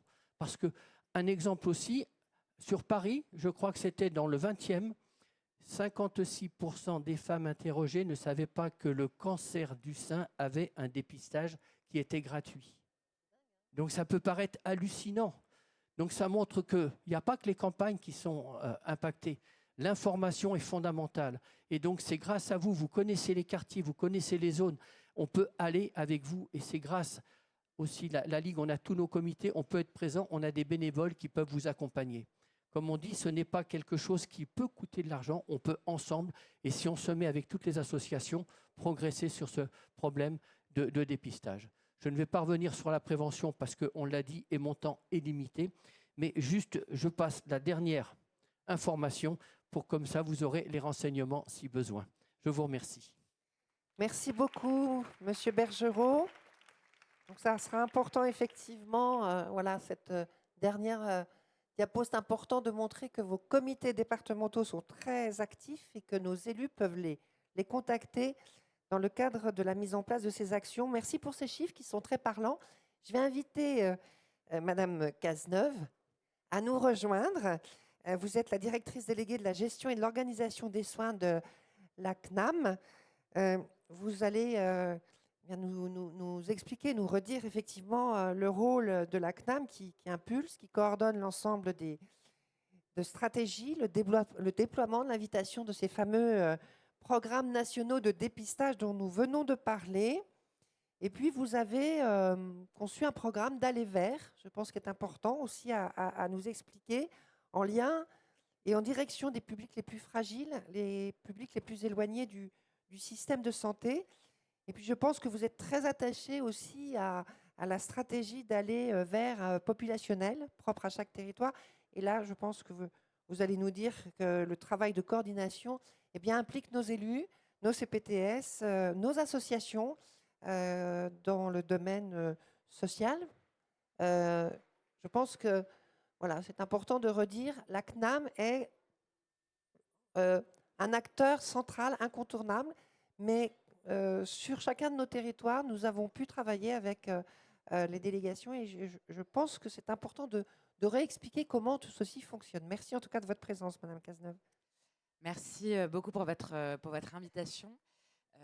Donc effectivement, pour démarrer peut-être sur le dépistage du cancer, un tout petit rappel en amont pour vous dire que sur la santé, mais vous le savez, évidemment, c'est une compétence qui est très compliquée parce qu'elle est partagée par beaucoup et c'est normal qu'elle soit partagée par beaucoup puisque c'est un sujet, un chantier qui est extrêmement complexe. À quoi sert l'assurance maladie, à quoi sert l'État, à quoi servent les collectivités. L'assurance maladie, sa force, mais sa faiblesse aussi, mais sa force, c'est l'universalité et l'uniformité. Donc nous, c'est la même chose partout pour tout le monde. ce qui nous rend très efficace. La consultation chez le médecin généraliste, c'est 30 €, c'est partout pareil, donc il n'y a pas de concurrence entre les territoires. Quand on rembourse un patient, on le rembourse tout de suite. Un professionnel, c'est en 7 jours. Un médicament, il est normalement disponible dans toutes les officines, etc. etc. Donc ça, c'est vraiment la vision très jacobine de l'assurance maladie qui permet d'avoir quelque chose de très efficace et de très uniforme sur le territoire. Mais évidemment, la santé, ça ne peut pas être que de l'uniformité, c'est même le contraire de l'uniformité. Et donc, c'est la raison pour laquelle, après, territoire par territoire, il faut adapter les politiques de santé à chacune des populations. C'est la raison pour laquelle l'État a des crédits qui lui sont alloués pour normalement appuyer les collectivités territoriales avec le FIR. Et à la fin, au dernier kilomètre, évidemment, seuls les maires, seuls les élus, en lien avec les associations, peuvent adapter parfaitement l'offre de santé à leur territoire. Et donc, on a besoin de cette coalition d'acteurs du premier au dernier kilomètre, et on a besoin à la fois de cette très grande adaptabilité et souplesse sur le territoire, et en même temps de ce qui fait la force de la sécurité sociale, il faut bien le dire, qui est le caractère universel et uniforme de cette politique. Donc ça, c'est le point de départ. Comment, pour l'illustrer sur la partie dépistage du cancer. Donc l'assurance maladie, elle est en charge de cette politique d'invitation et de relance depuis 2 ans. Donc on démarre. On a souhaité reprendre ce dépistage, qu'on a aujourd'hui des résultats qui sont très mauvais. Ça a été rappelé par rapport à d'autres pays, notamment sur les 3 dépistages organisés, donc normalement qui sont organisés par la puissance publique, à savoir le cancer colorectal, le cancer du sein et le cancer du col de l'utérus. Alors, nous, en quoi consiste notre action? La première chose, c'est que, en fait, sur le cancer, vous avez besoin d'un professionnel de santé. C'est le professionnel de santé, à un moment donné, qui va faire l'acte de dépistage ou qui va remettre le kit de dépistage pour ce cancer. La première chose, nous, c'est qu'on s'occupe de l'offre de soins en lien avec les ARS. Et donc, l'objectif, et on se bagarre pour ça, même si ça ne se voit pas toujours, on essaie de faire en sorte que la médecine générale, elle soit la plus attractive possible, qu'on ait de plus en plus de médecins qui s'installent, y compris dans les territoires sous-dotés. Il y a les médecins, mais il n'y a pas que les médecins. Et notamment, on a un dispositif en ce moment pour les officines qui sont les dernières de leur commune. L'objectif de l'assurance maladie, c'est qu'il n'y ait plus d'officines qui ferment. Et donc, on a développé des moyens pour soutenir toutes les officines qui sont en difficulté, qui sont les dernières de leur commune. Donc, si jamais vous êtes dans ce cas-là, il faut que vous disiez à votre pharmacien que l'État et l'assurance maladie ont des fonds pour l'aider à maintenir sa commune. La deuxième chose, c'est qu'on a élargi les compétences. Pendant très longtemps, il n'y avait que les médecins qui pouvaient dépister. Or, les médecins, on en a de moins en moins. Et donc, ces dernières années, qu'est-ce qu'on a fait? Et ça, c'est la leçon post-Covid. C'est qu'on a élargi les compétences sur les dépistages du cancer colorectal. Aujourd'hui, n'importe quel patient peut entrer dans une pharmacie sans ordonnance et ressortir avec son kit de dépistage du cancer colorectal. On a aussi élargi les compétences aux sages-femmes libérales, aux infirmiers libéraux. Et donc, aujourd'hui, quasiment tous les professionnels de santé libéraux du territoire ont la compétence de faire ce dépistage. Et donc, c'est là où on arrive, une fois qu'on a un peu développé ces outils, à la manière dont on outille et on améliore le recours. Nous, tous ces professionnels de santé, on les mobilise, on les écrit, on leur donne de l'argent d'une certaine manière pour les inciter à faire ces dépistages. On leur donne de l'information. On est capable de dire aux médecins, tel patient est vacciné, tel patient n'est pas vacciné, tel patient est dépisté, tel patient n'est pas dépisté. Mais c'est vrai qu'à la fin, on a un sujet d'aller vers qui fait que, comme ça a très bien été dit, il y a plein de gens qui ne sont pas au courant. Et donc, on a 2 tactiques pour combler ce gap. Et donc, souvent, on parle de dernier kilomètre. En réalité, quand on n'a que 35% de patients qui sont dépistés à jour de leur dépistage du cancer colorectal, ce n'est pas le dernier kilomètre, c'est les 2/3 du parcours. Et donc, quand on est aussi loin, on a vraiment besoin d'une double approche d'aller vers. Nous, ce qu'on fait, c'est de l'aller vers individuel, parce qu'on a les données individuelles des patients. Donc, on est capable de dire, ce patient-là, il est très en retard de son dépistage. On sait qu'il n'a pas vu de médecin, qu'il n'a pas vu de pharmacien, etc. On sait par ailleurs qu'il est à la C2S, donc il a un facteur de précarité, ou que c'est un patient âgé qui a du mal à se déplacer. On l'appelle, on a mis en place des plateformes téléphoniques, donc on l'appelle, et le cas échéant, on lui envoie à domicile un kit, ou on lui prend un rendez-vous chez un radiologue, voire pour le cancer du sein, ou on envoie un transport, si c'est un sujet de transport. Ça, c'est ce qu'on appelle l'aller vers individuel. Mais l'aller vers individuel, il a de l'efficacité, mais il ne peut être combiné qu'à de l'aller vers collectif. L'aller vers collectif, c'est ce qui vous a été montré sur la carte, c'est-à-dire que vous avez des zones entières où il n'y a pas de dépistage ou il n'y a pas suffisamment de dépistage. Là, notre rôle, nous, j'allais dire, on est un peu au bout de ce qu'on sait faire. Et donc là, il faut qu'on vous aide au maximum, c'est-à-dire qu'on vous donne des données. Il faut que ces données, vous puissiez les avoir. Nous, on les a. Et il faut qu'on vous appuie, mais d'une certaine manière, c'est le relais, il est chez vous. Donc, on peut là être en appui sur les Mamobus, ça a été dit. Et surtout, mais je pense une chose très simple, enfin très simple, en tout cas quelque chose que vous pouvez mobiliser, je pense qu'on ne mobilise pas collectivement ensemble, c'est le fait de mobiliser les professionnels de santé. Vous connaissez très bien les usagers, nous on connaît les professionnels de santé. Quand l'assurance maladie parle aux professionnels de santé, ils nous écoutent d'une oreille, mais enfin, voilà, ils n'aiment pas tellement l'assurance maladie et pas tellement que l'assurance maladie leur donne des leçons. En revanche, évidemment, pour un pharmacien, son maire, c'est la personne la plus importante. Et donc, si son maire lui dit, à chaque fois qu'un patient rentre dans ton officine, il faut que tu lui parles que tu lui remettes son kit de dépistage colorectal, que tous les infirmiers qui vont à un domicile aient ce réflexe de faire une vaccination, de faire un dépistage du cancer du col de l'utérus, on peut vraiment faire beaucoup de choses. Et donc, à la fois sur la sensibilisation des assurés, sur la sensibilisation des professionnels de santé, on peut construire des choses. Et vraiment, n'hésitez pas, et c'est mon dernier mot là-dessus, aussi à solliciter votre CEPAM, puisque sur l'offre de soins, on a depuis 2 ans lancé un programme qui s'appelle 0 patient en ALD sans médecin traitant, donc 0 patient chronique sans médecin traitant. Il y avait 6% de patients chroniques sans médecin traitant il y a 2 ans. On est à 4% aujourd'hui, donc ça fonctionne. C'est vraiment de la dentelle. Hein. C'est l'assurance maladie qui appelle un médecin pour lui dire il y a tel patient, est-ce que tu accepterais de le prendre en plus dans ta patientèle, etc. Donc ça se fait. Mais ça veut dire que pour ces patients sans médecin traitant, pour qu'on les repère, n'hésitez pas à vous adresser à la CEPAM pour dire moi j'ai un médecin qui va partir à la retraite, je vais me retrouver avec 2000 patients sur mon territoire qui n'auront pas de médecin, aidez-moi.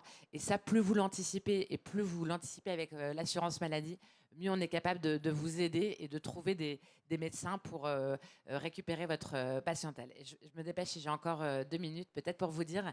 Donc, on parle beaucoup des dépistages du cancer et c'est absolument essentiel.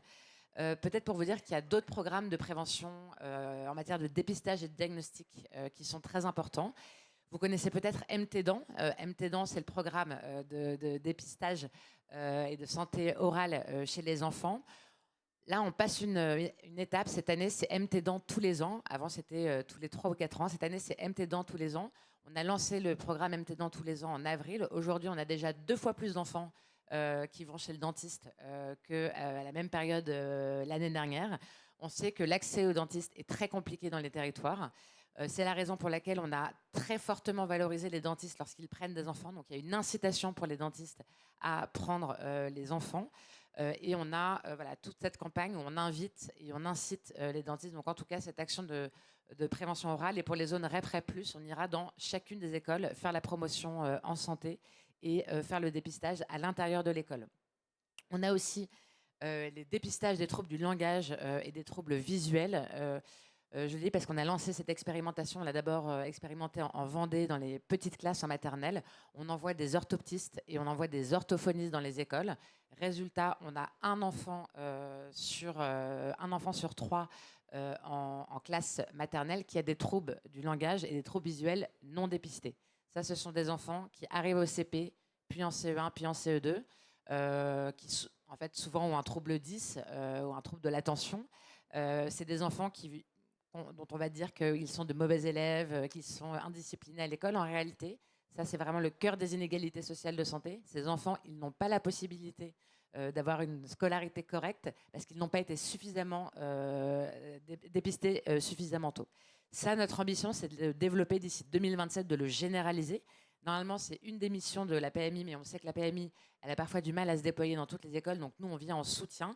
Notre principal, ce qui fait qu'on y arrive ou qu'on n'y arrive pas aujourd'hui dans les classes primaires, c'est l'alliance qu'on arrive à faire avec les maires des territoires. Il y a certains maires qui arrivent à nous dépatouiller ça avec le directeur d'école qui n'a pas toujours envie que l'assurance maladie arrive parce que c'est toute une organisation à faire. C'est difficile d'entrer dans l'école, vous êtes les meilleurs à le savoir, vous êtes les premiers à le savoir. Et donc quand on arrive à ouvrir la clé de l'école, c'est souvent grâce au maire ou à la mère qui nous a permis de faire ce dépistage à l'intérieur de l'école. Et vraiment, ça change la vie des enfants et leur parcours ensuite.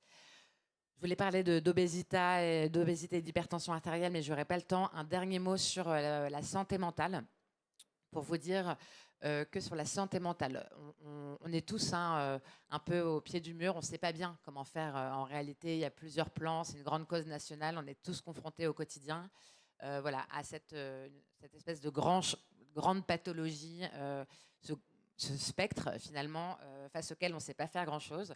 Nous, on parle toute la journée à des médecins qui nous disent « mais moi, j'ai des gens en burn-out qui arrivent dans mon cabinet, je ne sais même pas quoi faire, je ne sais pas à qui les adresser, etc. » Donc, on a un programme que vous connaissez sans doute qui s'appelle « Mon soutien psy », qui est le fait d'avoir accès à des séances auprès d'un psychologue, des séances qui sont remboursées par l'assurance maladie. Alors, il n'y a pas des psychologues conventionnés partout, mais on en a quasiment 7000 aujourd'hui. C'est beaucoup quand même, alors qu'on a commencé ce programme il n'y a que 2 ans. Et surtout, il y a beaucoup de psychologues qui ne sont pas conventionnés avec l'assurance maladie parce qu'ils ne sont pas d'accord avec le fait de rentrer dans un parcours de soins. Bon, ils n'aiment pas l'assurance maladie, mais sans doute qu'ils n'ont pas exactement la même approche avec les élus locaux. Et donc, si vous arrivez à mobiliser les psychologues de votre territoire pour qu'ils se conventionnent avec l'assurance maladie, nous, on est en capacité derrière de rembourser ces séances. Et donc, on a vraiment besoin là aussi d'une alliance qu'on ne les connaît pas. Donc, nous, on fait du porte-à-porte auprès des psychologues qui peuvent nous claquer la porte au nez. Mais si vous avez des psychologues sur votre territoire, motivez-les pour qu'ils acceptent de prendre 1, 2, 3 patients par semaine remboursés par l'assurance maladie. On a vraiment besoin de ça. Il y a plein d'autres choses qu'on peut faire en matière de prévention en santé mentale et de prise en charge en santé mentale, mais celui-ci, c'est vraiment un outil qui est très plébiscité. Et donc, voilà, on a besoin aussi de vous sur cette action. Merci, Madame Cazeneuve. Sur des exemples très concrets, nous allons reparler de santé mentale avec Monsieur Fasquelle. On va peut-être prendre 2 questions ou témoignages un petit peu courts. Mais alors, on a une demande de prise de parole. 1, 2, 1, 2. 1, 2, 1, 2. Bonjour à toutes et à tous.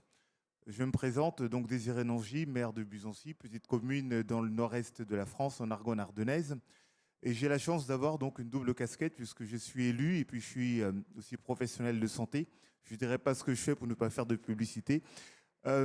Alors, on n'a pas parlé d'obésité puisqu'on parle de prévention et pourtant l'obésité, c'est une grande cause nationale. Et on a parlé d'activité physique adaptée, on a parlé d'alimentation avec la loi Egalim, c'est vrai. Mais il faut dire aussi que nous, les professionnels de santé et puis les élus, quand on prêche la bonne parole, on est un peu démunis quand on voit qu'il y a des campagnes nationales qui parlent en plus des sportifs et qui vont à l'encontre de ce discours. Par exemple, Uber Eats qui fait sa campagne pour la Ligue, la promotion de la Ligue 1, donc la Ligue professionnelle de football, et avec McDonald's, on se dit, bon sang, quelque part, il y a un vrai problème, un vrai sujet où le pouvoir donc, politique de santé va à l'encontre donc, des intérêts économiques. Et c'est vrai que c'est un vrai sujet qu'on cite dans les territoires. Et par rapport à ça, je n'ai pas de solution, mais on s'en rend bien compte.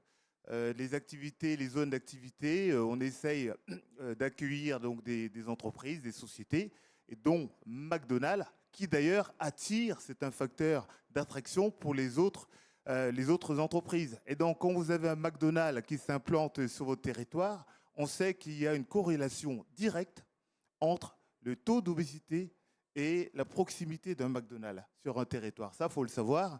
Et ça va à l'encontre donc, des producteurs locaux, du PAT, du plan alimentaire territorial.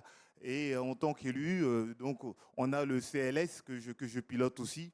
On est un peu démunis. Mais il y a des réalités économiques. Merci. On aura peut-être un petit élément de réponse sur ce témoignage. Bonjour à tous. Moi, je suis adjointe dans une commune bretonne, Tréguin, donc à côté de Pont-Aven. Je suis aussi soignante. Je suis cadre de santé coordonnateur pour l'UCOG Bretagne. Donc, les UCOG, il y en a une par région en France. Elles sont mises en place depuis 2012 après les premiers plans cancer, sur un constat que les personnes âgées étaient relativement mal prises en charge dans le cadre du cancer, où on les considérait trop âgées, elles n'étaient pas, on ne proposait pas de traitement, ou alors au contraire, on faisait fi de leur âge et on leur proposait un traitement qui n'était pas adapté par rapport à leurs problématiques gériatriques. Donc l'oncogériatrie, finalement, c'est la synergie entre une prise en charge par les spécialistes du cancer, hémato, oncologue, radiothérapeute, chirurgien aussi, naturellement, et donc un gériatre. Et aujourd'hui, beaucoup de publications internationales prouvent l'intérêt de cette prise en charge double à l'occasion d'une découverte de cancer, mais aussi ensuite sur le suivi de la personne. Il n'y a pas de publications, par contre, et c'est dommage, qui vont prouver l'incidence de la chute, ou en tout cas d'un moindre taux d'hospitalisation de ces personnes quand elles sont en traitement.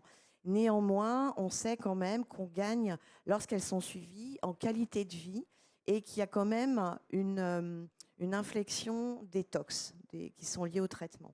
Alors demain, la France, voilà, on va dans le mur en termes de vieillissement quand même, on va avoir beaucoup de personnes âgées. Le cancer, par définition, c'est plus une pathologie de la personne âgée, même si on sait qu'il y a des jeunes, mais c'est pour d'autres raisons que ces cancers apparaissent.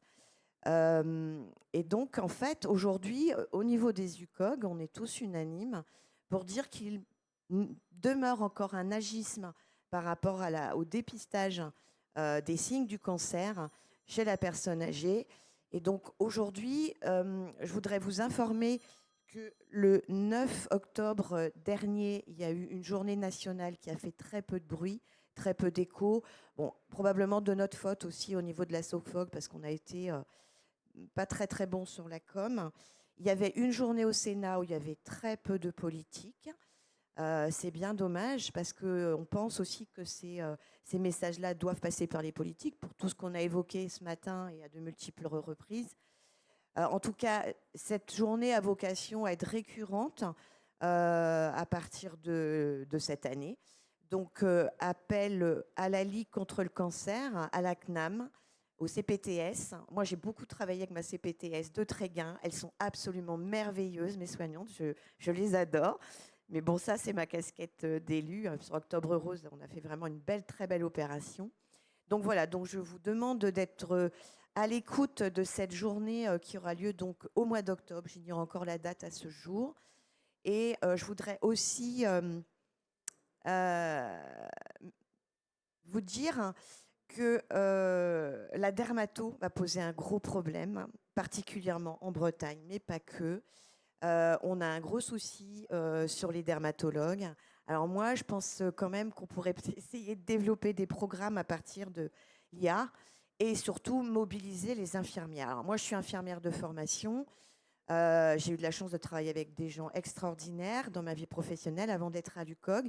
Et je pense que les infirmières, à travers les IPA, mais les infirmières DE, on va dire, elles ont probablement du potentiel à pouvoir développer des programmes de dépistage pour alléger aussi la charge des médecins. On sait qu'on est face aujourd'hui à une grosse problématique de démographie médicale. Donc faisons appel aux infirmiers, aux infirmières et aux IPA, bien évidemment.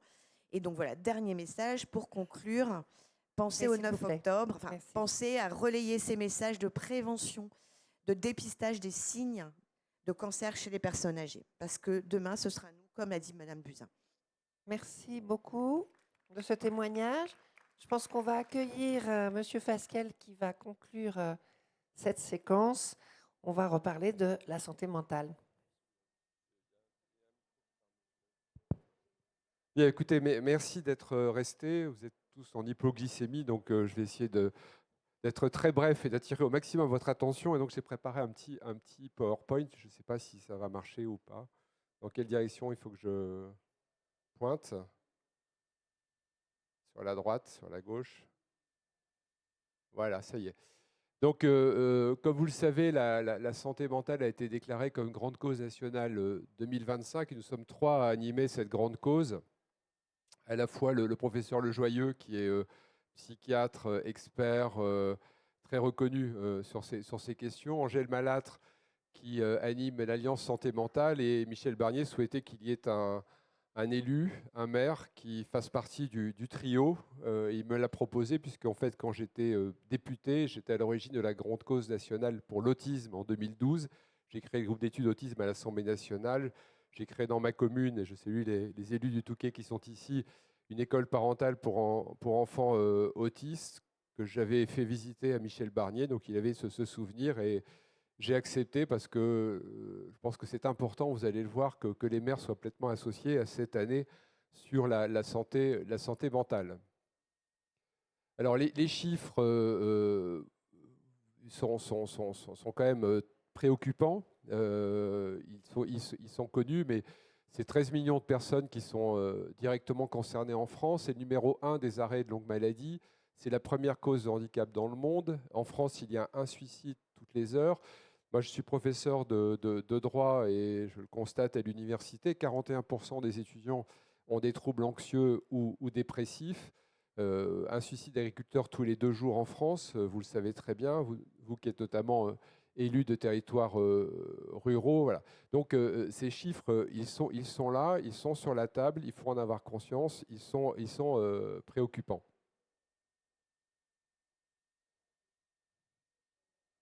Je ne sais pas comment ça marche ce truc là. Non, alors du coup je suis allé trop loin. Ah! Voilà, alors les facteurs de la santé mentale. Alors la santé mentale, il faut faire très attention parce que selon la définition de l'OMS, ça nous concerne tous en fait. La santé mentale, c'est l'état de bien-être auquel on peut arriver dans sa vie quotidienne. Il ne faut pas confondre santé mentale et troubles psychiatriques. C'est une définition qui est bien plus large. Et s'agissant des facteurs de la santé mentale, c'est important de les rappeler. Il y a des facteurs protecteurs, l'activité physique régulière, c'est évoqué ce matin comme moyen de prévention de la santé physique, mais également de la santé mentale. D'ailleurs, en France, on a souvent ce tort de pouvoir séparer les deux. Il ne faut pas séparer la santé physique de la santé mentale. Les deux sont liés. Quand on est en bonne santé physique, on est en bonne santé mentale. Et inversement, vous connaissez cette formule latine, mens sana in corpore sano, un corps sain dans un esprit sain. Et c'est vrai, voilà. Et il faut vraiment associer et lier les deux. L'activité physique régulière, ça permet d'être en bonne santé physique, mais également mentale. C'est la même chose avec le sommeil et l'alimentation. Donc tout le travail que l'on fait dans nos collectivités en faveur de l'alimentation et tous les messages que l'on fait passer ont un impact sur la santé physique, mais également mentale. La connexion à la nature, c'est également extrêmement important. Il y a une étude de l'Université de Montréal qui montre qu'il faut prendre des bains de forêt. Vous savez, les Québécois ont toujours des formules très poétiques. Les bains de forêt, ça a un impact positif sur la santé physique. Et il y a une étude aussi que je pourrais vous passer, si ça vous intéresse, britannique, qui est passionnante, à un niveau de vie égal, parce que c'est ça qui est important, à un niveau de vie égal ou avec les mêmes niveaux de revenus. Dans certaines villes, eh bien, on consommait beaucoup moins d'antidépresseurs dans les quartiers dans lesquels il y avait un environnement, notamment où la nature était beaucoup plus présente par rapport au même quartier, même niveau de vie, mais où la nature était beaucoup moins présente. Donc, les facteurs environnementaux sont extrêmement importants et on peut, nous, en tant que maire, agir dessus. J'y reviens dans un instant. Un cadre de vie stable et sécurisant. Et les facteurs aggravants, c'est l'isolement social, la précarité économique, les violences, les abus, le harcèlement. Alors, les maires agissent déjà pour la santé mentale. Ça a été d'ailleurs rappelé à plusieurs reprises ce matin. De par le fait que nous tissons des liens, nous soutenons le tissu associatif et social, eh bien, nous agissons en fait en luttant contre l'isolement pour la bonne santé mentale de nos concitoyens, en concevant évidemment des environnements favorables et notamment par toutes les politiques en matière d'urbanisme que nous menons, nous pouvons agir positivement sur la santé mentale de nos concitoyens. Et puis par la promotion également de l'activité physique, de l'activité culturelle, des liens sociaux. Voilà. Donc peut-être sans le savoir et sans toujours en avoir pleinement conscience, de par les politiques que l'on mène, on agit positivement sur la santé mentale de nos concitoyens. Alors des actions au quotidien, vous savez très bien voilà, ce que font les maires. Nous luttons contre l'isolement. À travers nos CCS notamment, nous intervenons en milieu scolaire. On végétalise les rues, on réduit la pollution, on favorise les déplacements doux. Il y a toutes les politiques en matière de lutte contre l'habitat indigne, parce que le logement, ça participe également du bien-être et de la bonne santé mentale de nos concitoyens. Le soutien que nous apportons aux associations sportives et culturelles. Alors, j'ai toujours pas compris comment ça marchait. Hein. Je sais pas si. Voilà. Suite à la santé mentale, grande cause nationale. Donc, moi, je suis convaincu qu'afin de former, déstigmatiser et prévenir sur ce sujet, les communes peuvent faire plus encore. Déstigmatiser, les chiffres sont vraiment intéressants. Vous savez, par exemple, que 35% des Français disent qu'ils ne voudraient pas manger ou travailler avec une personne atteinte d'un trouble psychique ou psychiatrique. 50% des personnes qui sont atteintes de ce type de trouble disent le cacher, de ne pas vouloir en parler. Donc, mais évidemment, le cacher, de ne pas vouloir en parler ou avoir ce type de comportement, ça ne permet pas justement d'avancer sur le terrain de la bonne santé mentale. J'ai organisé une petite conférence sur la santé mentale au Touquet il y a 3 semaines. Il y avait une centaine de personnes, des habitants. Et moi, ce qui m'a fait vraiment plaisir, c'est qu'à un moment, une personne s'est levée en avouant qu'elle avait eu des troubles à un certain moment, qu'elle était traitée, elle est bipolaire. Voilà, et ce témoignage, ça m'a vraiment fait plaisir parce que c'était poignant.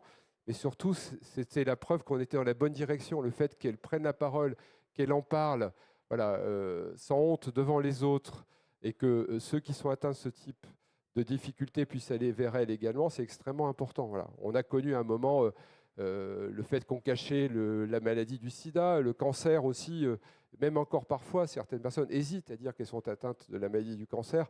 Bon, en parler, c'est déjà aller dans la bonne direction. Et puis, donc je termine sur ce qu'on peut faire en plus. Eh bien, par exemple, les maires. Alors, il y a ce guide, la santé mentale dans la cité, qui est le guide de l'AMF que je vous invite à regarder, qui date de 2020 et qu'on complétera, mais qui est déjà très bien fait. Et on peut diffuser des guides de bonnes pratiques. On peut former également les élus, les agents municipaux en contact avec la population au premier secours en santé mentale. Moi, j'ai fait ça il n'y a pas très longtemps. J'ai formé 70 agents au premier secours en santé mentale et je peux vous assurer que c'était extrêmement efficace puisque ce sont des agents qui sont en contact avec ces publics isolés ou en difficulté. On va, dans ma commune également, nommer des ambassadeurs en santé mentale d'ici la fin de l'année, mettre en place des permanences d'écoute dans notre CCAS. Et puis, il y a en France, mais pas partout malheureusement encore, des contrats locaux de santé mentale. Et ça permet vraiment de mobiliser l'ensemble des acteurs dans les territoires. Voilà quelques pistes que je voulais vous donner rapidement ce matin. Mais il y a un guide de bonne pratique qu'on mettra à jour et qu'on diffusera dans l'année 2026. Voilà. Mais en tous les cas, soyez certains que nous avons des moyens pour agir plus encore en matière de santé mentale. Merci pour votre écoute. Merci beaucoup pour ce témoignage et puis voilà les perspectives qui s'inscrivent dans la prévention en santé mentale et dans d'autres domaines. Merci à tous et à toutes de votre présence ce matin. Merci encore à tous nos intervenants qui ont pu enrichir le débat, poser des questions et nous repartons tous, nous les élus, avec un encouragement à poursuivre. Cher ami. Et si certains et certaines d'entre vous veulent prendre contact avec nos intervenants, je pense que par l'intermédiaire de l'AMF, on pourra créer des liens entre maires pour aller s'interroger, en savoir plus sur telle ou telle expérience qui a été présentée. Voilà, merci, bonne fin de congrès à toutes et à tous. Et n'oublions pas que nous sommes des acteurs de santé, que nous devons jouer pleinement notre rôle et que grâce à nous, la santé fonctionne mieux dans les territoires.